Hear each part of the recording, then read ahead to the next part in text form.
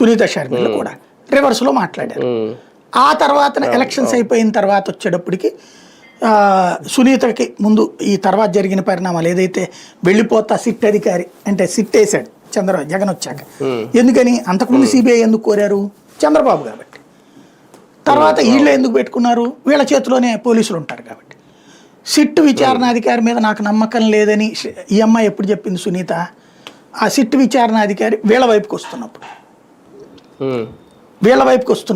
అంటే దాన్ని ఏమంటారు మర్డర్ ఫర్ గెయిన్ అనే రూట్లోకి వస్తున్నప్పుడు అతను తీసే సిబిఐ అడిగారు.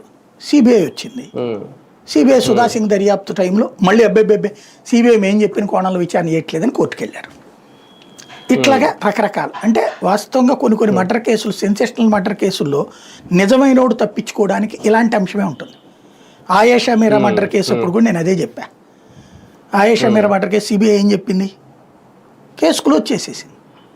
అంటే మనం ఈ పరిస్థితులు అబ్జర్వ్ చేశాక మనం చెప్పగలుగుతాం కొన్ని. ఆయేషా మీరా అప్పుడు చెప్పా వాళ్ళ అమ్మగారి స్టేట్మెంట్లే నిందితుడు తప్పించుకోవడానికి కారణం అవుతాయి పదే.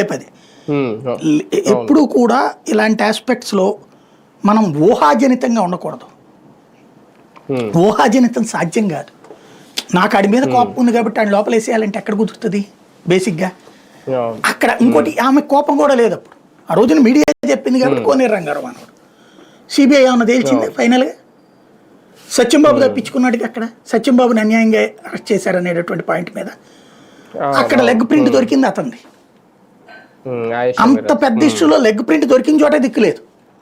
కేసు క్లోజ్ అయింది, అతను వదిలేశారు. ఎందుకు? లీగల్గా ఇరుక్కోవడం వల్ల.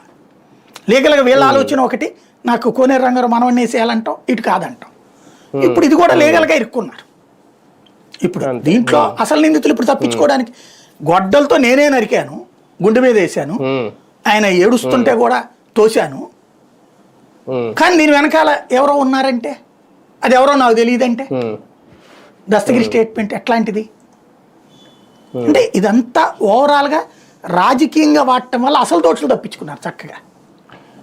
ఒక రకంగా లీగల్గా క్లోజ్ అయిపోయినట్టేనా ఈమె అడుగున్నట్టు? ఏమన్నా బెయిల్ రద్దు చేసి రీఇన్వెస్టిగేషన్ స్టార్ట్ చేయడం? బెయిల్ రద్దు ఇక కుదరదు. అంటే ఆల్రెడీ ఇచ్చిన వాళ్ళ బెయిల్ రద్దు కాదు, ఇప్పుడు జైల్లో ఉన్న వాళ్ళకి బెయిల్ వచ్చేస్తుంది త్వరలో. రేపు 19వ తారీఖున సిద్ధార్థ లోద్రా వాదనలు వింటారు. ఈయన ఏమంటాడు? దాని వెనకాల కింగ్